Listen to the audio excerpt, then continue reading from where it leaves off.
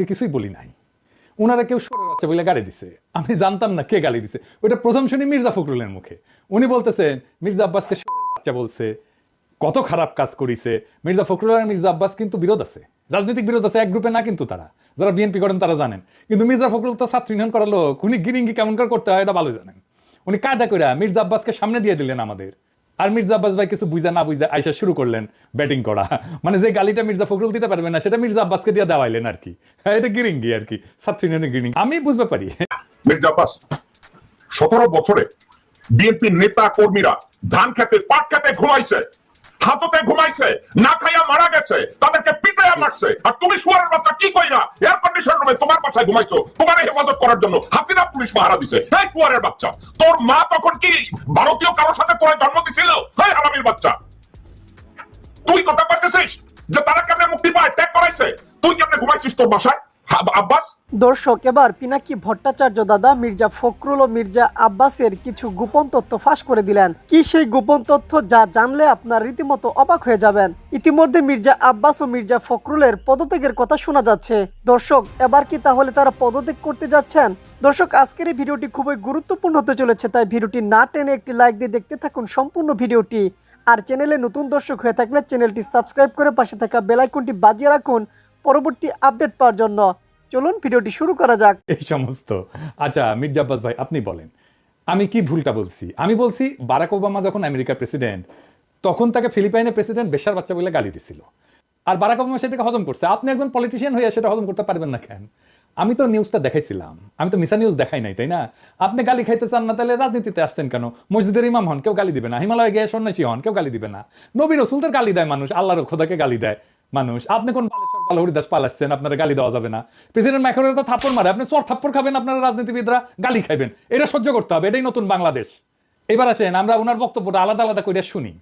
জারজ Milton বকা দিয়েছে আমাকে, সেটাকে সমর্থন করেছে পিনাকি।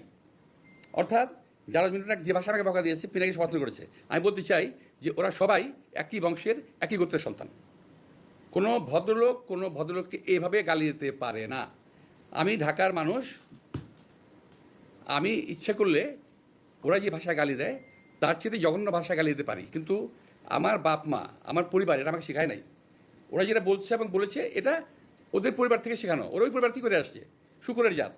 এটা নিয়ে বিশ্বব্যাপী আমার দেশে এবং বিদেশে আমার কিছু ভাইয়েরা আছে যাদের বাপ মায়ের কোনো ঠিক আছে বলে আমার মনে হয় না, যাদের অ্যাকচুয়ালি জন্মের ঠিকানা আছে বলে আমার মনে হয় না। ওদের কথা বলার স্বাধীনতা আছে, ওরা আমাকে গালিগালাজ করার স্বাধীনতা আছে, আর আমি একটা সত্যি কথা বলতে পারবো না, সেই স্বাধীনতা আমার নাই। উনি বলছেন জন্মের ঠিক নাই। আব্বাস ভাই, দুনিয়া সব প্রাণী একই পদ্ধতিতে জন্মায়, আর একটা পদ্ধতি আছে টেস্ট টিউব বেবি, ওইখানে কেউ কাউরে লাগায় না। তো ঠিক পদ্ধতি কোনটা মির্জা আব্বাস ভাই? আর আপনি কোন পদ্ধতিতে জন্মাইছেন? আর আপনি যে পদ্ধতিতে জন্মাইছেন সেটা যে ঠিক, সার্টিফিকেট আপনাদের কে দিছে? হ্যাঁ, তবে আপনি দাবি করতেই পারেন যে আপনারা যারা গালি দেয় তারা বৈধ বাবা মায়ের সন্তান না। আমার অনুমান আপনি সেটাই বলছেন, বৈধ পিতামাতার সন্তান না হইলে সে গালিবাজ হয়। আপনার এই অনুমানেরও কোনো ভিত্তি নাই। আপনার কি জানা আছে যে লিওনার্দো দা ভিঞ্চি, হ্যাঁ চেনেন? আপনার চেনার কথা না অবশ্য, ও বৈধ পিতামাতার সন্তান না কিন্তু। এমনকি শেক্সপিয়ার চিনেন, আপনার চেনার কথা না। চার্লস ডিকেন্স চিনেন, আলেকজান্ডার দ্য গ্রেট, কেউই বৈধ পিতামাতার সন্তান না। নাম শুনেছেন বাক? হ্যাঁ, মিউজিশিয়ান শুনেছেন, তার কোনো মিউজিক শোনার কথা না আপনার। হ্যাঁ, আগাস্টাস সিজারের নাম শুনেছেন, স্টিভ জবসের নাম শুনেছেন, এমনকি জ্যাকি চ্যান সিনেমা দেখেছেন, দুইটা কেউই বৈধভাবে বিবাহিত বাবা মায়ের সন্তান না। সেই জন্য মনীষীরা বলে জন্ম হোক যথাতথা, কর্ম হোক ভালো। আপনার কর্মজীবনটা কি আসেন সেটা দেখি। আপনার কর্মজীবন কি ভালো? না মির্জা ভাই, আপনার কর্মজীবন ভালো না। আপনার কর্মজীবন কলঙ্কে ভরা। না, আমি কোনো পত্রিকার নিউজ নিয়ে আপনার চরিত্র হনন করবো না, ওইটা আমার কাজ না। 2015 সালে আপনি আপনার নিজের দাখিল করা হলফনামা থেকেই দেখাবো। আসেন আমরা আমাদের ঠিক পথে জন্ম না হওয়া মির্জা আব্বাস ভাইয়ের আমলনামা দেখি। আচ্ছা মির্জা আব্বাস ভাই, মির্জা তো আপনার পারিবারিক পদবী না, তাই না? এটা আপনি লাগাইছেন পরে। আপনার বাবার নামের আগে তো মির্জা নাই, তাই না? আপনার বাবার নাম আব্দুর রাজ্জাক। আপনার এখানে মির্জা লাগাইতে হইল ইনফিরিয়রিটি কমপ্লেক্সে এলিট হইতে চাইছেন, নতুন বাংলাদেশের এলিট হইতে চাইছেন না। টাকা পয়সা হয়েছে, এখন মির্জা না থাকলে ক্যাঙ্কা হয়, অসুবিধা নাই। বাঙ্গুল্যান্ডে এভাবেই সব এলিট গড়ে উঠছে, ওই যে সোহরাওয়ার্দীর বডিগার্ড থেকে। আচ্ছা যাই হোক, মির্জা আব্বাস তো একটা ব্যাংকের মালিক, জানেন তো? ঢাকা ব্যাংক 1995 সালে ব্যাংকটা প্রতিষ্ঠিত হয়, মির্জা আব্বাসই প্রতিষ্ঠাতা। এই ঢাকা ব্যাংকটা দেশের প্রথম দিকের বেসরকারি মালিকানায় প্রতিষ্ঠিত ব্যাংকগুলোর মধ্যে অন্যতম ব্যাংক।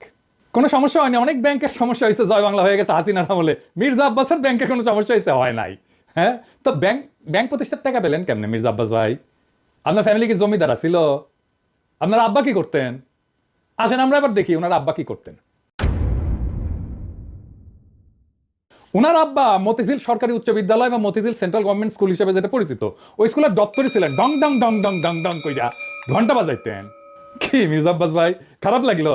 হ্যাঁ, দপ্তরের কাজ খারাপ না, সম্মানের কাজ, কিন্তু আপনি যে কাজ করতেছেন সেটা সম্মানের না। দপ্তরের কাজের পাশাপাশি আপনার ওই স্কুলের সামনে মসজিদের সাথে একটা ছোট্ট পুরীর দোকান ছিল, পুরি বানাইতেন আপনার আব্বা, ওই পুরীর দোকান চালাইতেন। ওই সিপার পুরীর দোকানের জমিটাও ছিল রেলের। এখনো আপনি রেলের জায়গা দখল করে বাসা বানায় বসবাস করছেন, হয়তো পরের জায়গা পরের জমি, ঘর বানাইয়া আমি রই, আমি তো ভাই জমির মালিক নই। দপ্তরি থাকাটা কোনো অপরাধ না, লজ্জারও না, কিন্তু ওই অবস্থা থেকে ব্যাংক মালিক হওয়ার জার্নিটা আমরা বুঝে দেখতে চাই। কেমনে বাংলাদেশের এলিট তৈরি হয়েছে, কেমনে বাংলাদেশের পলিটিশিয়ানরা তৈরি হয়েছে, কেমনে বাংলাদেশের রাজনীতিতে দুর্বৃত্তায়ন হয়েছে। 1991 সালে প্রথম এমপি হন মির্জা আব্বাস, তারপরে কিছুদিনের মধ্যে ঢাকার মেয়র, আর 4 বছরের মধ্যে ব্যাংক মালিক। এমপির বেতন কত মির্জা ভাই? মন্ত্রীর বেতন কত? 1-1.5 লাখ টাকা সেই সময় মাসে, তাই না? তো কোন জাদুর কাঠি পাইলেন যে ব্যাংক বানানোর টাকা পাইছেন? এমপি হওয়ার আগে কি করতেন আপনি? আপনি ছিলেন কমিশনার। কমিশনারের বেতন কত? আপনার বৈধ ব্যবসা কি ছিল? বৈধ ব্যবসা ছিল ওই অঞ্চলে শাহজাহানপুরের গরুরহাটের ইজারা নিতেন আপনি। সেই 75 পরবর্তী সময় কমলাপুর রেলওয়ে যত ঠিকাদারি, সড়ক পরিবহন সব আরো বহু জায়গা থেকে চাঁদা উঠেতেন। চান্দা তোলাটা আপনার পুরানো অভ্যাস, তাই চান্দা তুলে আমাদের টাকা দিতে চায় যেন আমরা ইউটিউবিং ছাড়ি। শুনেন, ওরা ওই যে ইউটিউবের মধ্যে কি যে পয়সা কামানোর একটা রাস্তা আছে ওদের, সে পয়সা কামাইতেছে। আরে ভাই, পয়সা যদি লাগে আমাদেরকে বল, আমরা চাঁদা তুলে দেবো না, অসুবিধা নেই তো। চান্দা তোলা ছাড়া আর কিছু করার যোগ্যতা মির্জা আব্বাস আপনার ছিল না কোনোদিনই, কারণ উনি আবার দারুণ মেধাবী। আপনার ইউনিভার্সিটিতে পড়ার যোগ্যতা হয় নাই, সোহরাওয়ার্দী কলেজ থেকে 2nd ক্লাসের ডিগ্রি পাস করেছেন, এই যে সার্টিফিকেট আপনার, দেখেছেন? আল্লাহ বাঁচাইছে, আর একটু কম হলে তো জাতির ফিতা হয়ে যেতেন। তো উনি নিজেই নিজের সার্টিফিকেট দাখিল করেছিলেন। যাই হোক, এই একাডেমিক কোয়ালিফিকেশন নিয়ে আপনার তো কেরানিরও চাকরি হতো না কোথাও, বাংলাদেশেও না। আপনার তো কিছু করার ক্ষমতাই নাই। ইউটিউবে টাকা পাওয়া যায়, কথা সত্য, বই লেখাও টাকা পাওয়া যায়, শিক্ষকতা করিয়া, অভিনয় করিয়া, কবিতা লিখা, গান গাইয়া টাকা পাওয়া যায়, প্লেন চালালেও টাকা পাওয়া যায়, রিক্সা চালালেও টাকা পাওয়া যায়, আপনার ড্রাইভারও যে ড্রাইভিং করে সেটা তো টাকা পাওয়া যায়। তো আপনি এর কোনোটাই পারেন না। আপনি চান্দা তুলে টাকা তুলতে পারেন, ওটাই আপনার উপার্জন, ওইটাই আপনার ক্ষমতা। তো চান্দা তুলে টাকা দিয়ে ইউটিউব বন্ধ করার আবদার কেন করতেছেন? ব্যথা বেশি দিচ্ছি, ব্যথা কি জিনিস আপনি টের পান নাই? আপনার তো কোনো স্কিল সেট নাই, আপনি কোনো কিছু করে উপার্জন করতে পারবেন না, তাই আসছেন রাজনীতিতে। এটাই বাংলাদেশের রাজনীতির মধু। আপনি ব্যবসাও পারেন না, তাই পারলে এন্টারপ্রেনার হইতেন। তো সম্পদ তৈরির জন্য চাঁদাবাজি করেছেন, করেন, এখনো করেন, বোঝা গেল। কিন্তু কোন জাদু বলে ব্যাংক বানাইছেন সেটা আমরা খুঁজে দেখবো, গলায় পাড়া দিয়ে এটা বের করবো। আমরা আরো আগে যাই, 1971-এ আপনি তখন মোটামুটি দামরা, কলেজে পড়েন, আপনি নিজে দাবি করেছেন আপনি মুক্তিযোদ্ধা। শুনেন, মূলত আমি একটা কথা বলতে পারবো যে ওই 26শে মার্চের রাত্রে যদি আমরা ওই আওয়াজ না পেতাম, যদি আমরা, তাহলে দেশের মানুষের ভাগ্য নিয়ে বহু লোকই সিনেমিনি খেলার সুযোগ পেত, সেটা আর পায়নি। পরবর্তীতে আমরা মুক্তিযুদ্ধে যাই এবং দেশের স্বাধীনতা যুদ্ধে অংশগ্রহণ করি।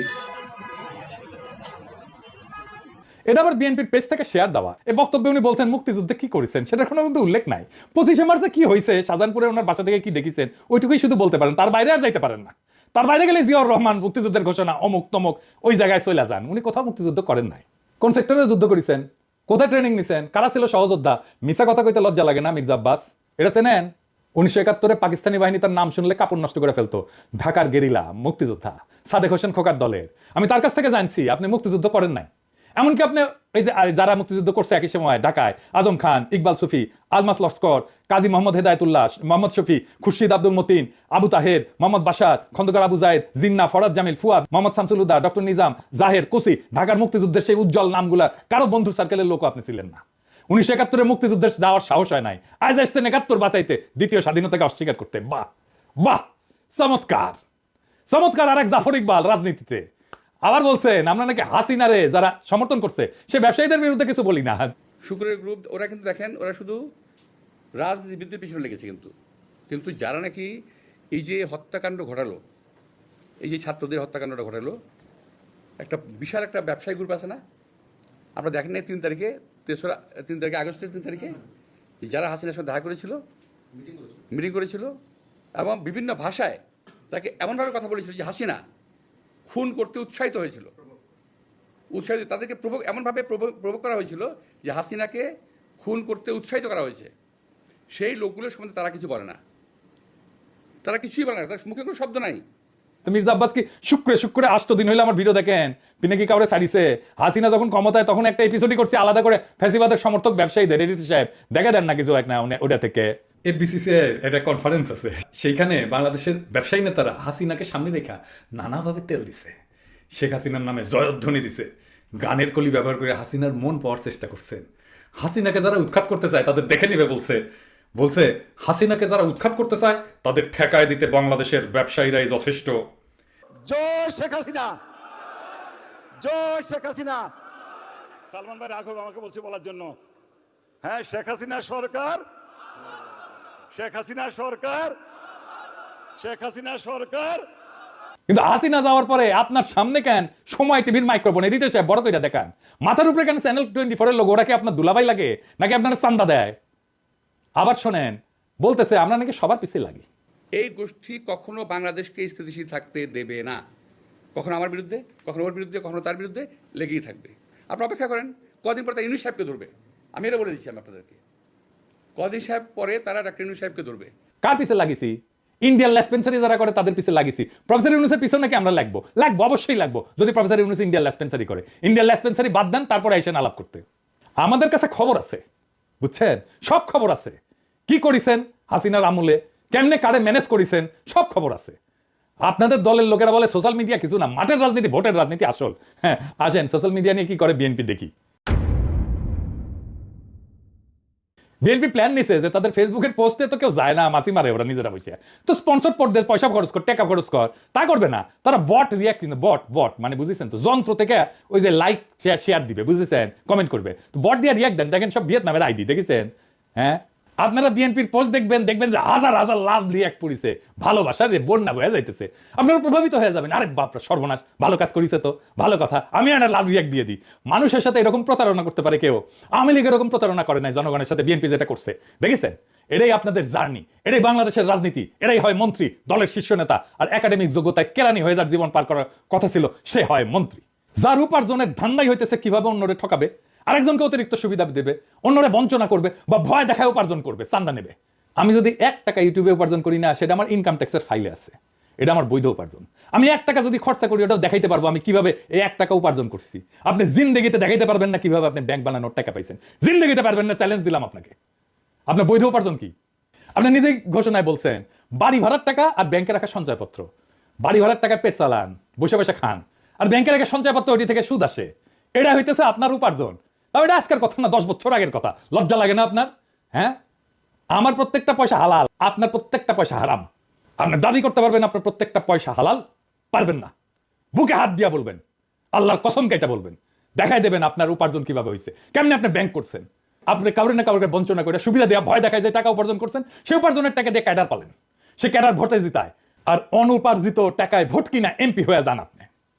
আপনার দলের লোকেরা ভোটের কথা বলে, ভোটের কথা গপ্প শুনে না আমাদেরকে। নমিনেশন কিনতে হয় পার্টি থেকে, চান্দা দিয়া, তারপরে টাকা ছিটায় ভোট কিনতে হয়, কেন্দ্র দখল করতে হয়, জাল ভোট দিতে হয়, এই দিয়ে চলছে এতদিন। ভোটের শক্তির রোয়াব দেখায় না, ওই রোয়াব আমরা ফুটে করে দিতে পারি।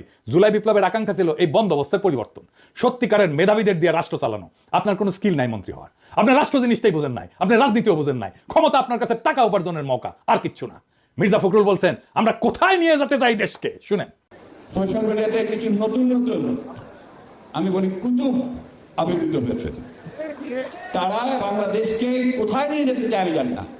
আমরা দেশ থেকে ফ্যাসিবাদের সমস্ত কলঙ্ক চিহ্ন মুছবো, আমরা বাংলাদেশে ভারতের তালুকদারি বন্ধ করব, চিরতরে আমরা বাংলাদেশে একটা সাম্যের ইনসাফের রাষ্ট্র করব। আপনারা মির্জা ফখরুল সেই স্বপ্নের সামনে বাধা হয়ে দাঁড়ায় আছেন। দেশের জনগণ জানে, বুঝতে পারে প্রফেসর ইউনূসকে কেন তাড়ানোর চেষ্টা করতেছেন, কেন দ্রুত নির্বাচন চান। জনগণের জন্য প্রফেসর ইউনূসের এই অতি অল্প সময়ের শাসন হয়ে থাকবে একটা স্বপ্নের মতো, এক অলিক সম্ভাবনার মতো, এক বিদ্যুৎ চমকের মতো সময়। তারপর বাংলাদেশ আবার ফিরে যাবে আপনাদের সেই আদিম জমিদারি ব্যবস্থায়, আপনাদের সেই মাফিয়া শাসনে। আবার কালো টাকা এবং পেশি শক্তির মাস্তানেরা গাড়িতে পতাকা ওড়ায় ঘুরবে, হেলিকপ্টারে চড়বে, দলীয় মাজারের খাদেম। আবার আমাদের ভয়ে ভয়ে বাঁচতে হবে, ক্ষমতার অঙ্গুল হেননের নিয়ত নির্দিষ্ট হবে আমাদের মতো ছোটখাটো মানুষদের। আমরা জানি আমাদের দাসের জীবন, আমরা পুতুল নাচের রীতি কথার দুর্ভাগ্যপীড়িত জাতি, সমাজের সবচেয়ে অযোগ্য, অশিক্ষিত, দাম্ভিক, অসৎ মানুষের বড় গলা শোনা ভয়ের রাজ্যে জীবন মৃত আমরা। আমরা জানি আপনাদের বশংবদ কোটাল পুত্রের ভিন্ন মতের আগাছা কেটে ফেলার অভিযানে আমরা যে কোনো সময় কচু কাটা হয়ে যেতে পারি। আমাদের জীবন মিথ অফ সিসিফাস। সিসিফাসের গল্প জানেন? আর এক অভিশপ্ত জীবন ছিল। পাহাড়ের নিচ থেকে পাথর ঠেলে ঠেলে ঠেলে ঠেলে যখন সে উপরে নিয়ে যায় একেবারে চূড়ায়, তারপর আবার সেই পাথরটা নিচে পড়ে, আবার আপনারা কি জানেন যে তার ভাগ্নে কালো কত হাজার কোটি টাকার মালিক? আপনারা কি জানেন? আপনারা কি জানেন তাদের দৈনন্দিন জীবনযাত্রায় প্রতিদিনের তাদের খরচ কত? তো মির্জা আব্বাসের ভাগ্নে কালো যদি কয়েক হাজার কোটি টাকার মালিক হয়, মির্জা আব্বাসের এপিএস সোহেল যদি কয়েক হাজার কোটি টাকার মালিক হয়, তাহলে মির্জা আব্বাসের দিকে আপনারা একটু তাকান। তাই হারামজাদার বাচ্চা খালেদ মহিউদ্দিন কি তোর মতো গাবুর হয়েছে?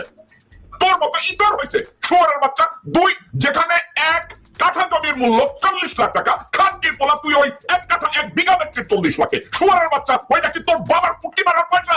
শুয়ারের বাচ্চা, শুয়ারের বাচ্চা তুই মিটিং এ গালি দাস। সাউয়ার পোলা তুই কি একবারও কইছিস যে তোর অপরাধের ফিরিস্তি তুই এগুলা কেমনে করছিস? আই চুপ পারামি, চুপ পারানি, তুই একবারও রেসপন্ড করিস নাই। তুই কত জমি রেলের জমি বিক্রি করছিস? তুই একবারও বলিস নাই পরিবহনে তুই কত টাকা দুর্নীতি করতেছিস? তুই একবারও বলিস নাই রেলওয়ে টেন্ডারবাজিতে খানকির পোলা তোর বউরে কতবার বিক্রি করছিস? তোর এখন খালেদ মহিউদ্দিনের চেহারা দেখে তোর হিংসা লাগে? তাই শুয়ারের বাচ্চা খালেদ মহিউদ্দিনকে বলবো বোতলে ভরে তোর জন্য 1 বোতল যেন পেশাব পাঠিয়ে দেয়। শুয়ারের বাচ্চা তুই খালেদ মহিউদ্দিনের মুখ খা। মির্জা আব্বাস কোথায় কোথায় জড়িত এটা নিয়ে আমি তার কিছু দুর্নীতির খতিয়ান আমি এভাবে সামনে দিই। শুনুন আমি কি বলেছিলাম। 2001 সাল থেকে 2006 সাল পর্যন্ত ঢাকার শীর্ষ সন্ত্রাসীদের অন্যতম গডফাদার ছিল বিএনপি নেতা মির্জা আব্বাস।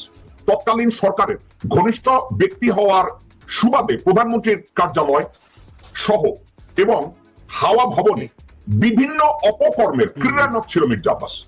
মোস্ট ওয়ান্টেড সন্ত্রাসীদের মাধ্যমে টেন্ডার নিয়ন্ত্রণ, ভূমিদস্যুতা, চাঁদাবাজের সিন্ডিকেট করে ঢাকাকে পরিণত করেছিল ক্রাইম সিটিতে। তাদের সীমাহীন দুর্নীতি ও অপকর্মের কারণে বিএনপি সরকারকে বলা হয়েছিল দুর্নীতিতে 5 বার বিশ্ব চ্যাম্পিয়ন হয়েছিল। এই যে 5 বার বিশ্ব চ্যাম্পিয়ন হয়েছিল এর পিছনে মির্জা আব্বাসের ভূমিকা ছিল অনেক। 2001 সালে ঢাকার টেন্ডারবাজি নিয়ন্ত্রণ করত সুব্রত বাইন, আরমান, সাগর, তাজ সহ কুখ্যাত এই সন্ত্রাসীদের তত্ত্বাবধান করত মির্জা আব্বাস। বিএনপির শাসনামলের 5 বছরে শুধু গণপূর্ত মন্ত্রণালয় থেকেই হাজার কোটি টাকার সম্পদ লুটপাট করে স্বজনদের জন্য বরাদ্দ করান তৎকালীন গৃহায়ন ও গণপূর্ত প্রতিমন্ত্রী মির্জা আব্বাস। রাজধানীর গুলশান, বনানী, ধানমন্ডি, এলিফ্যান্ট রোড, ইস্কাটনে 29টি সরকারি বাড়ি ও জমি সিন্ডিকেট করে পানির দামে বিক্রি করে দেওয়া হয় মির্জা আব্বাসের নির্দেশে। মোট 391 কাঠা জমির উপরে তৈরি এসব বাড়ির বাজার দর ছিল ওই সময় 800 কোটি টাকার উপরে, কিন্তু বাজার দরের 1 দামে এসব বাড়ি বিক্রি করে দেয়। গুলশানে 1.5 থেকে 2 কোটি টাকা মূল্যের কাঠা মূল্যের এসব বাড়ি বিক্রি করা হয়েছে মাত্র 10 থেকে 15 লাখ টাকা দরে। 2007 সালের 28 জুলাই দৈনিক জনকণ্ঠ পত্রিকার আরেকটি সংবাদ থেকে জানা যায় টেন্ডারবাজি ছাড়াই তড়িঘড়ি করে রেলওয়ের 2 একর জমি একটি কাগজের প্রতিষ্ঠানকে মাত্র 1,46 লাখ টাকায় বিনিময় লিজ দেয় গণপূর্ত প্রতিমন্ত্রী মির্জা আব্বাস। এই সম্পদের মূল্য ছিল কমপক্ষে 51 কোটি টাকা। অথচ রেলওয়ের জমি গণপূর্ত মন্ত্রণালয়ের অধীনে নেই, তাই এটি করার আইনত অধিকারও মির্জা আব্বাসের ছিল না। এই ঘটনায় রেলওয়ে প্রতিবাদ জানায়। মির্জা আব্বাসের ক্যাডার বাহিনীর প্রতাপের কাছে হেরে যায় বাংলাদেশ রেলওয়ে। দর্শকবৃন্দ, সরকারি প্রভাব খাটিয়ে জমি দখল, পানির দামে কোটি টাকার সরকারি প্লট বিক্রি, বিভিন্ন মন্ত্রণালয়ের নিয়োগ বাণিজ্য করে অবৈধ শত শত কোটি টাকার মালিক হয় বিএনপি নেতা মির্জা আব্বাস। এমনকি তার হরিলুটের নিয়োগ বাণিজ্য বাধা দিলে সরকারি কর্মকর্তাদের পোস্টিং করানোটা ছিল তার জন্য 1 সেকেন্ডের ব্যাপার। 17 জুন 2007 সালে সমকাল পত্রিকা থেকে জানা যায় জাতীয় গৃহায়ন কর্তৃপক্ষে 71 জনকে দ্রুততর চাকরি দেয় প্রতিমন্ত্রী আব্বাস। 20 আগস্ট পত্রিকায় চাকরির বিজ্ঞাপন দেওয়ার পরে শতাধিক ব্যক্তির কাছ থেকে 4 থেকে 6 লক্ষ করে টাকা নেওয়া হয়। এই হরিলুটের নিয়োগে বাধা হয়ে দাঁড়ায়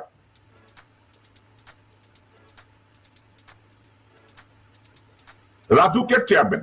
এরপরে প্রতিমন্ত্রী আব্বাস তাকে সাভারে প্রশিক্ষণে পাঠানোর নামে দায়িত্ব থেকে সরিয়ে দেয়।